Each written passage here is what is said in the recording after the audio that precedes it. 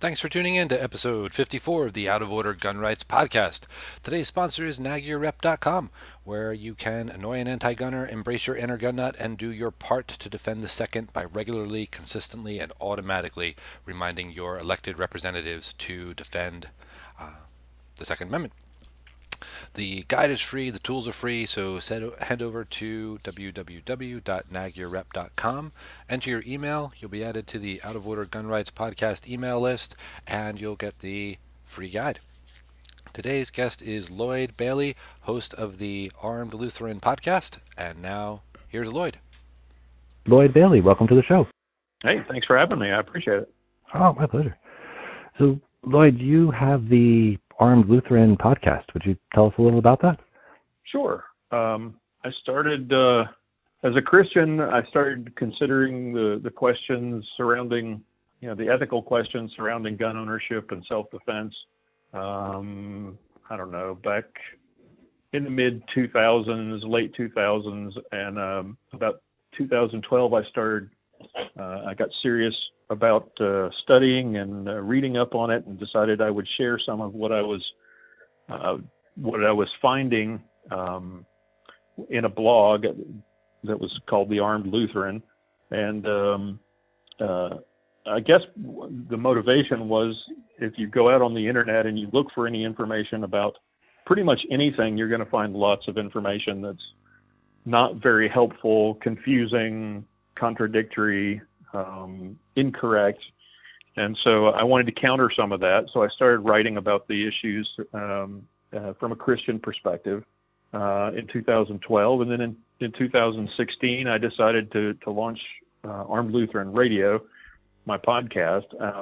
I was a radio DJ in college, and my first job out of college was at a small market radio station, and I always loved radio and thought about doing something like podcasting eventually, and finally just sort of took the leap in 2016. Been blessed to have Cook's Holsters sponsoring us from day one, and I think we're coming up on episode 130 this coming weekend. The last weekend of July on the 29th will be our 130th episode, and we cover a lot more than just the Christian perspective on guns. I'm joined by a cast of great people who talk about competitive shooting and self-defense and women's issues surrounding guns and gun rights, and I'm also joined by a pastor who helps me through the theological stuff. So that's where we are currently. It's been a lot of fun. Yeah, and that was 4 years of writing. And before you started the podcast, you must have covered the theological angle from a lot of different angles. I mean, as a Christian and a gun owner, to me it seems kind of intuitive that we would be armed, but there's a lot of challenges to that. What are some of the ones that you hear most frequently?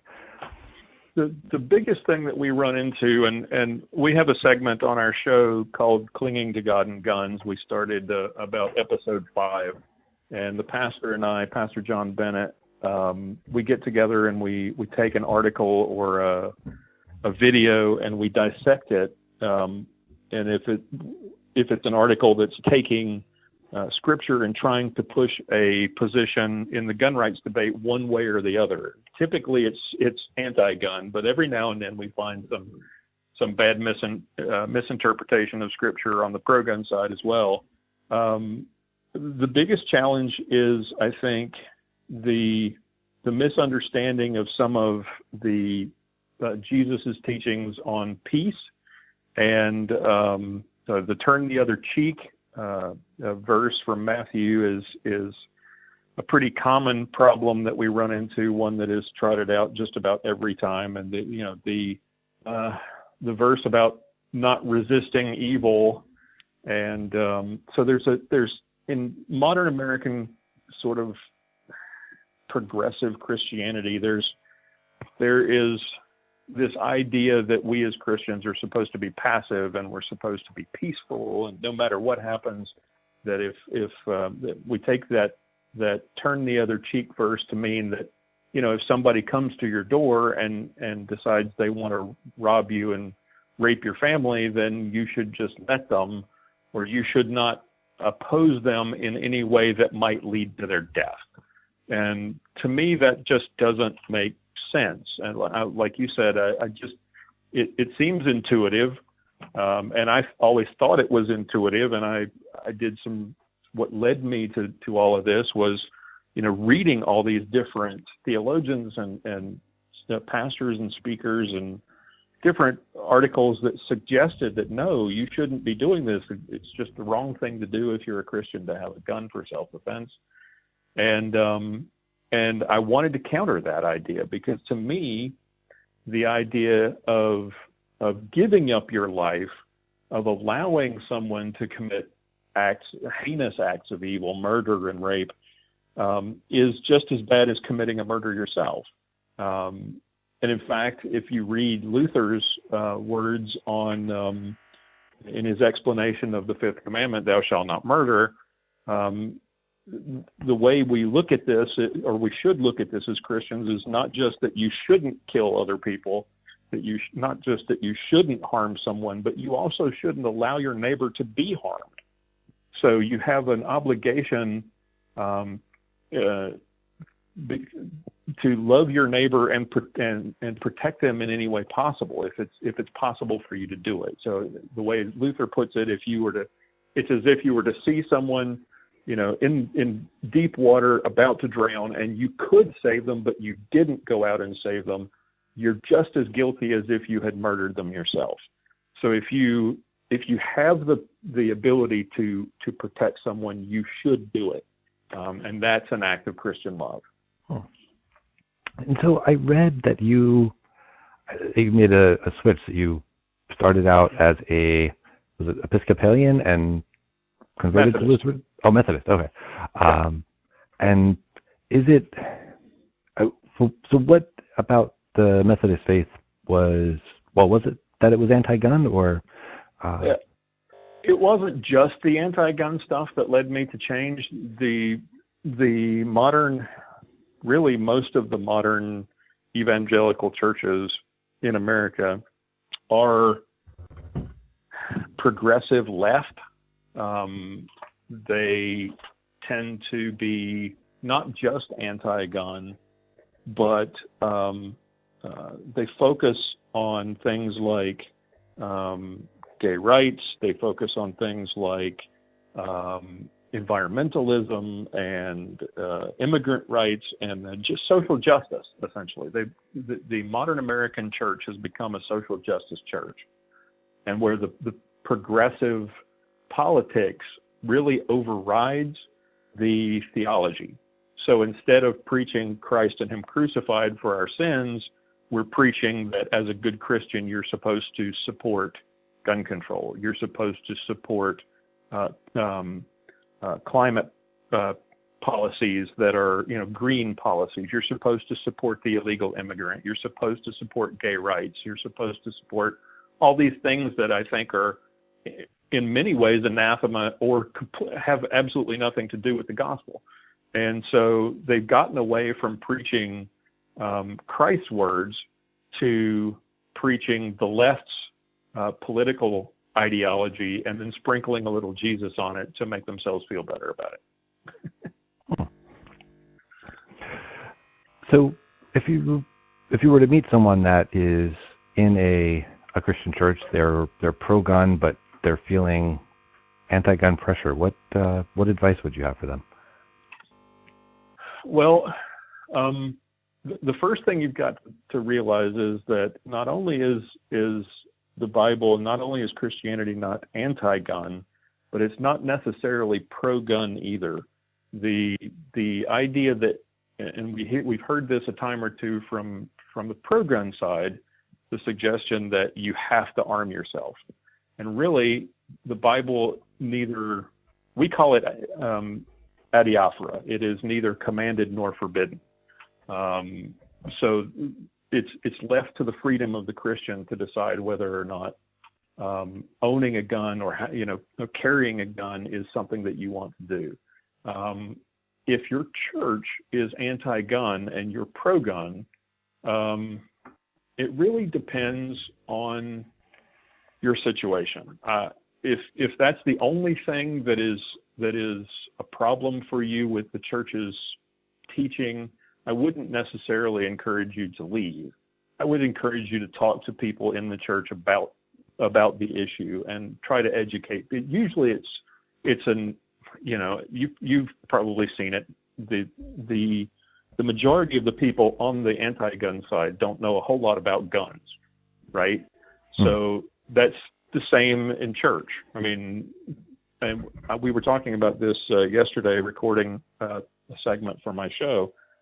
Most of the people, these anti-gun Christians, most of these anti-gun churches, their only exposure to guns is what they see on the news, and the news is only reporting the violence and the school shootings and the church shootings and how terrible all that is.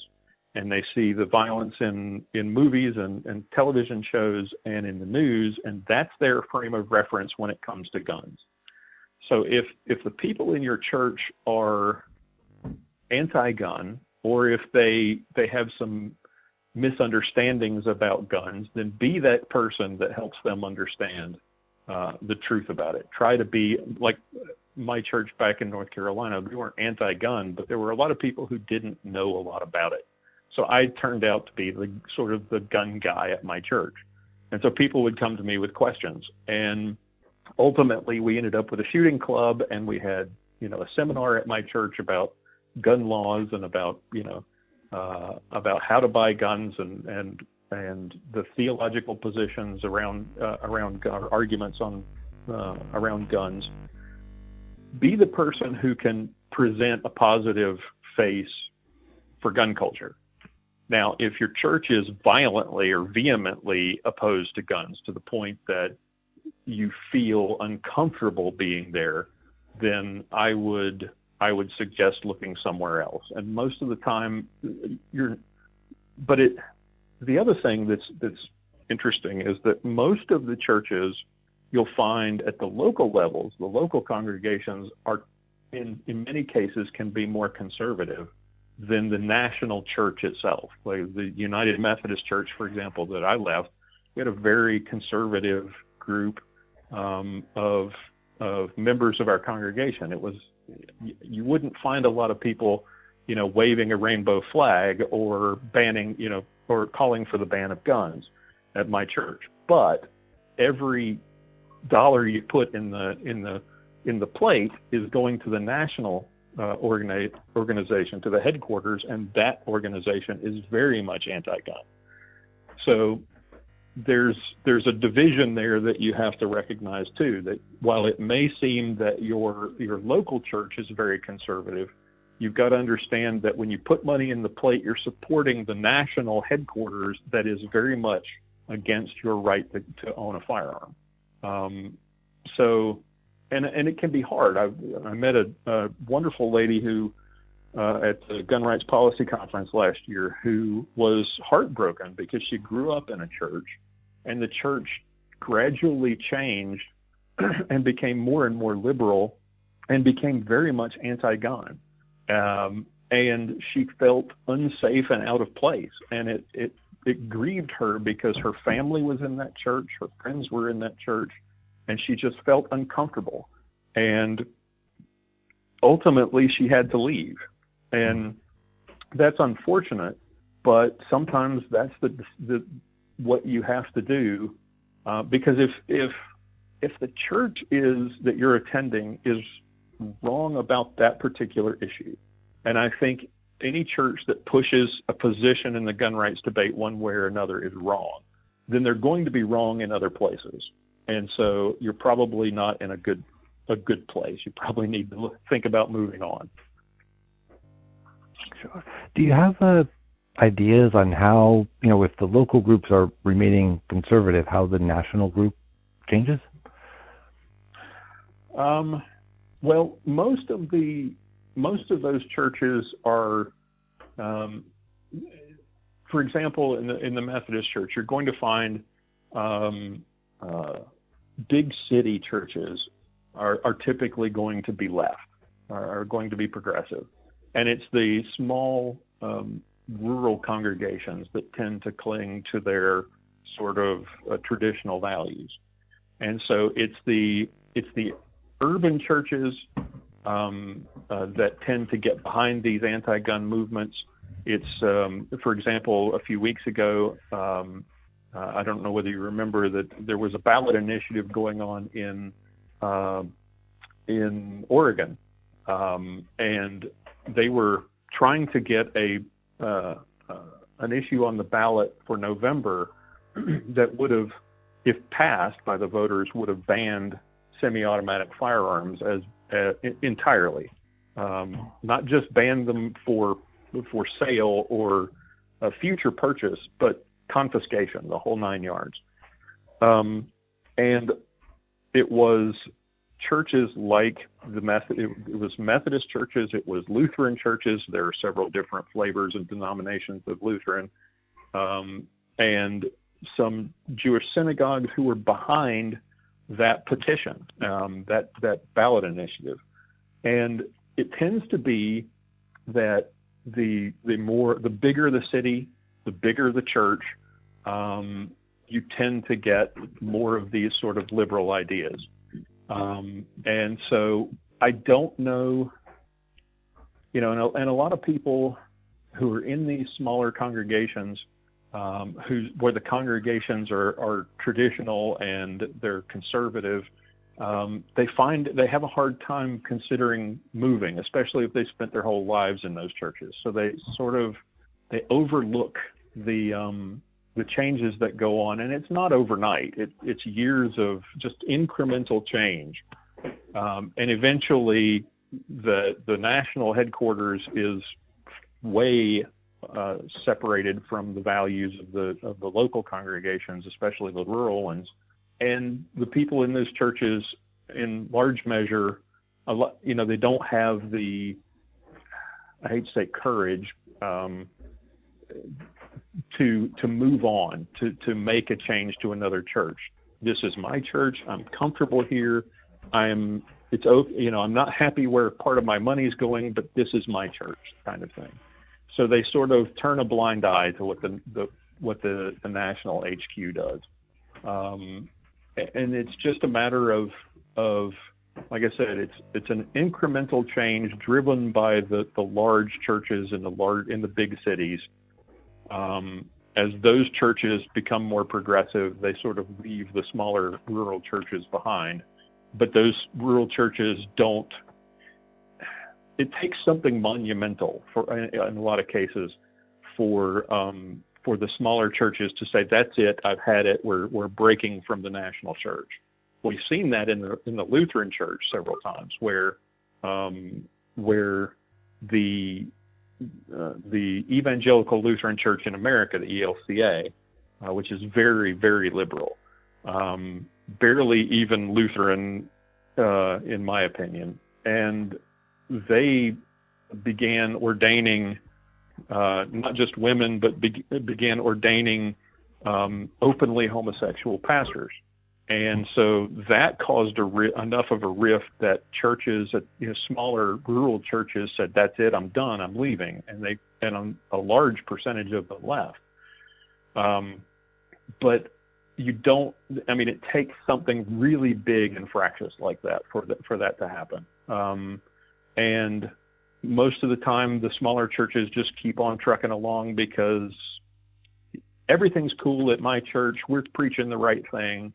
We're traditional. We're conservative here, so we're not worried about the national church. But they really need to pay more. In my opinion, they should pay more attention to what the national church is preaching and teaching and spending money on.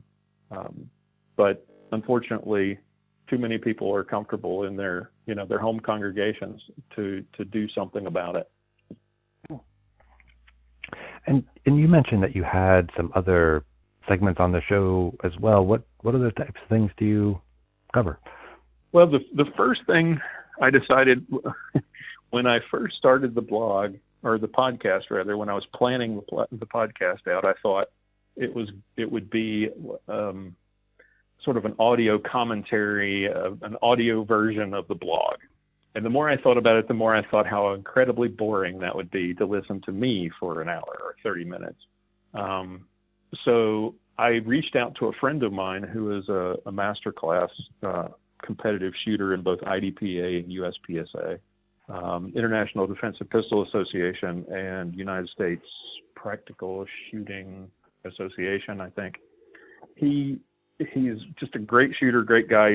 He's a 16-year veteran with the Dallas Police Force. And I said, hey, would you like to come on the podcast and just give people some tips about, competitive shooting? And I said, we'll call it Sergeant Bill's Ballistic Minute, right? And he said, yeah, I think I could do that. I'll sit down and write some things up. I'll see what I can do. And he came back to me a couple of days later and he said, I think we're going to have to call it the Ballistic 10 Minutes because I can't stop talking. And so he had come up with 3 or 4 things and sent them to me. And he has been on the show with me. His name is Sergeant Bill Sylvia. He's been on the show since day one doing competitive shooting tips. And then 5 weeks in, I added Pastor John Bennett, and we started doing Clinging to God and Guns. Week 8, I reached out to a friend of mine who I had corresponded with during the blogging days. I had commented on an article that he wrote about church security, and we started corresponding back and forth and became friends on Facebook. And he is a firearms instructor, trained by Rob Pincus. He teaches the combat focus curriculum, and I reached out to him and I said, hey, would you like to do a segment? Maybe do a segment about self-defense, about personal defense. And so he thought about it and he said, yeah, I can come up with something. That'd be cool. And so from week 8, he's been with me. His name is Aaron Israel. He owns a company called Fundamental Defense, and he does a segment on self-defense and personal safety issues. And then week 28, I think it was, I interviewed Mia Anstein. And Mia was she is a firearms and archery instructor. She is a hunting guide and a huntress herself. She is only the 3rd woman ever to appear on the cover of Field and Stream. And I reached out and said, hey, I saw your, well, actually, she reached out to me. She saw she shared one of my podcasts on her Twitter feed. And I looked into her and found out who she was. And I was like, oh, hey, here's somebody I'd like to interview. So I reached out. I asked her if she'd like to come on the show. And she did an interview. And it turns out that she is, in addition to all these other great things, she is also a confessional Lutheran like I am. So that's how she found the show. And I immediately asked her if she would like to do a segment on the show, about, from a women's perspective, as a mom, as a woman, brings a great perspective that obviously none of the rest of us have. And so she's been with me since week 29. And so the show is I always say this, and it's true. The show is completely different now from anything that I had originally imagined it would be. And because of all these great voices, it's so much better than I imagined it would be. I not too long ago, like a month ago, I found a notepad that I'd scribbled out ideas for my show, and they're terrible. It's amazing how much it changes from the first idea you have. It really is. Yeah.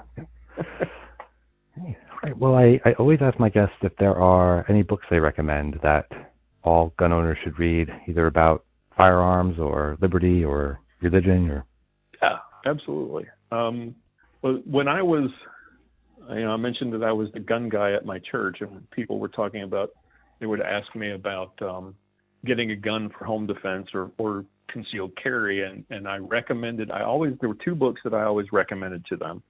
The first was Masad Ayoub's In the Gravest Extreme, and the second was Greg Hopkins' book, A Time to Kill. which is the subtitle is The Myth of Christian Pacifism. It's a fantastic book. If you want a primer on the Christian viewpoint of self-defense, then of armed self-defense, then that is a great resource, a tremendous book. And also, if you want some kind of historical background, I would recommend Dave Koppel's book, The Morality of Self-Defense and Military Action is another good one. Morality of Self-Defense and the legal action, you said? Military action. Oh, military action. Okay.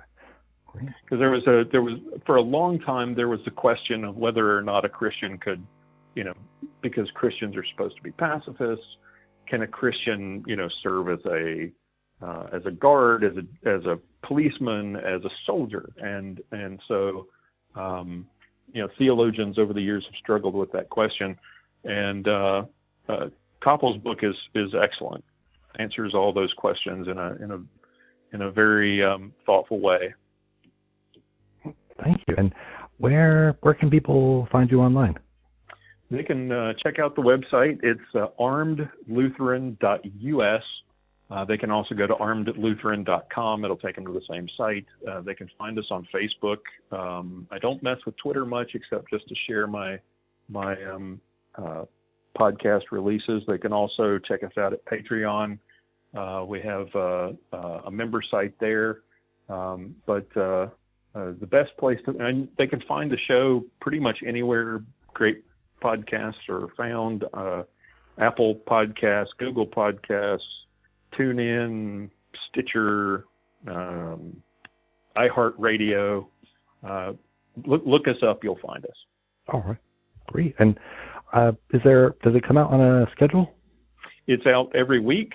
New episodes are released Sunday nights at 6 p.m. Central Time. Oh, great. All right. Well, I thank you so much for being on the show. Any parting words for our listeners? If you have any doubts or concerns or questions about or if you have people in your church or your family who are trying to tell you how you should think about the issues surrounding gun rights and gun ownership as a Christian, there are great resources that you can look for. Check out our website, listen to the podcast, check out Greg Hopkins' book, and do not be dismayed because Christ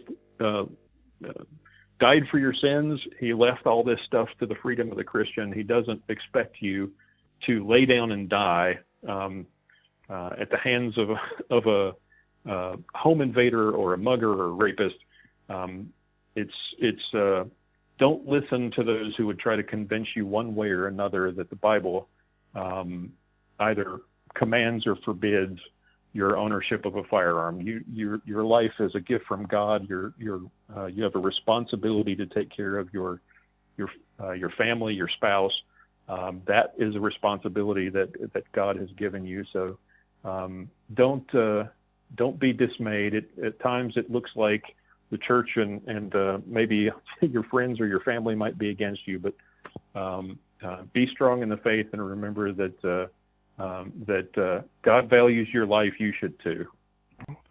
Well, Lloyd, I thank you very much for being on the show and look forward to talking to you again soon. Thanks, James. I appreciate it. Thank you. Thanks again for tuning in to episode 54 of the Out of Order Gun Rights Podcast. The show notes page for today's episode is outoforderjameskalita.com/54. And if you head over there, you'll find links to the Armed Lutheran, the books we talked about, and today's free ad. As you know, I saved this ad spot for nonprofit and grassroots organizations that help out the Second Amendment. I wanted to remind you guys about the Gun Rights Policy Conference coming up Friday, September 21st through the 23rd.